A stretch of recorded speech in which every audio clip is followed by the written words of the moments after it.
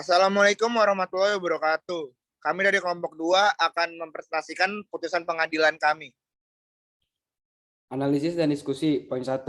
Sengketa tanah ialah perebutan tanah antara dua pihak atau lebih yang sama-sama memperebutkan kepemilikan atas tanah tersebut. Disebutkan tanah sengketa adalah tanah yang dipersengketakan kepemilikannya oleh dua pihak, di mana mereka saling berebut untuk menuntut kepemilikan atas tanah tersebut. Sengketa tanah merupakan kasus yang bisa dikatakan sering terjadi di Indonesia. Bahkan Kementerian Agraria atau Badan Pertanahan Nasional per Agustus 2021 mencatat penanganan sebanyak 185 kasus pertanahan dengan indikasi keterlibatan mafia tanah. Jenis kasusnya juga bermacam-macam, misalnya pemalsuan dokumen, perubahan batas secara tidak sah, dan lain sebagainya. Dalam putusan Hakim PN tentunya mengutamakan proses pembuktian yang mana majelis hakim akan memberikan kesempatan kepada para pihak untuk berdamai pada sidang pertama, yang kemudian jika mediasi tidak berhasil maka akan berlanjut kepada proses sidang berikutnya. Dalam sidang tingkat pertama yang menjadi pertimbangan adalah pembuktian yang paling kuat yang disampaikan oleh para pihak. Poin 2. Dalam putusan Hakim PN tentunya mengutamakan proses pembuktian yang mana majelis hakim akan memberikan kesempatan kepada para pihak untuk berdamai pada sidang pertama, yang kemudian jika mediasi tidak berhasil maka akan berlanjut kepada proses sidang berikutnya.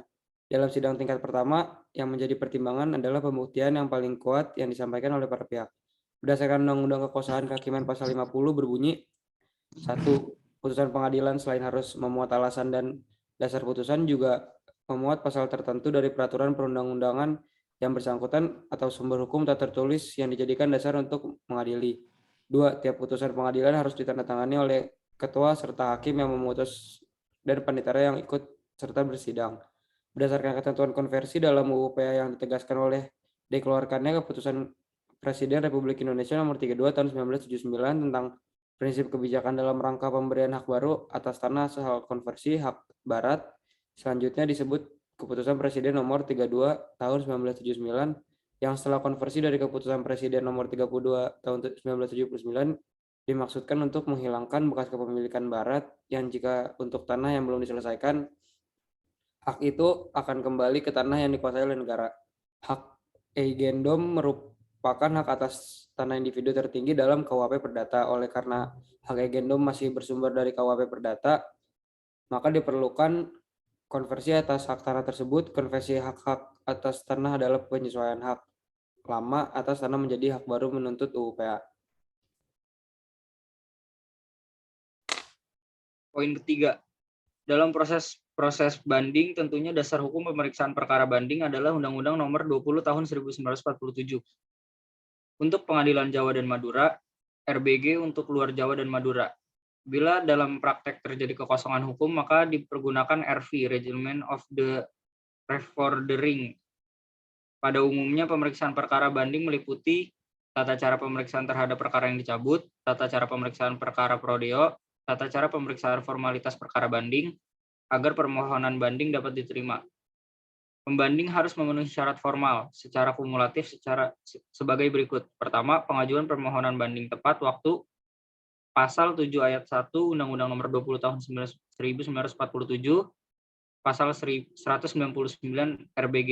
Kedua, pembayaran panjar biaya perkara banding tepat waktu, yaitu bersamaan dengan pengajuan permohonan banding Pasal 7 ayat 4 Undang-Undang Nomor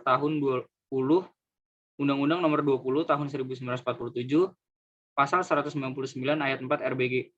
Perbandingan merupakan pihak dalam putusan pengadilan. Pengajuan permohonan banding diajukan melalui pengadilan yang memutuskan perkara, bukan berdasarkan domisili pembanding. Putusan yang dibanding adalah bukan putusan yang secara hukum tidak dapat diajukan banding. Poin 4. Putusan Judex Facti atau pengadilan tinggi dalam perkara akuo sudah tidak dapat dipertahankan lagi dan harus dibatalkan dengan mengabulkan kasasi dan mengadili sendiri, mengabulkan eksepsi tergugat 1, tergugat 2, dan tergugat 3. Menyatakan gugatan penggugat tidak dapat diterima baik dalam konvensi maupun dalam rekonvensi.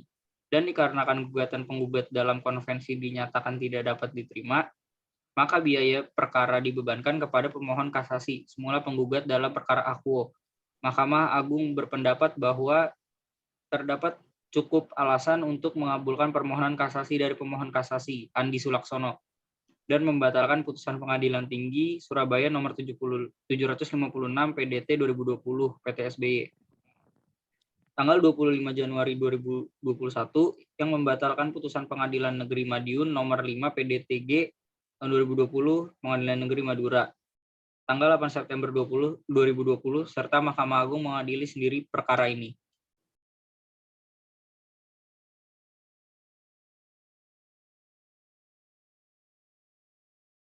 Kesimpulannya,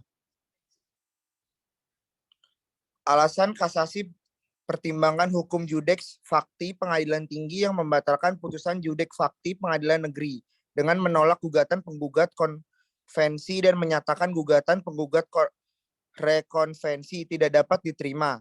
Tidak dapat dibenarkan karena setelah membaca dan meneliti gugatan penggugat konvensi ternyata judek fakti Pengadilan Negeri atau Pengadilan Tinggi dalam perkara akuo kurang cukup mempertimbangkan hukum, yaitu tentang kepantauan dan kewajaran formalitas objek penggugat sehingga salah menerapkan hukum. Sekian dari kami. Assalamualaikum warahmatullahi wabarakatuh.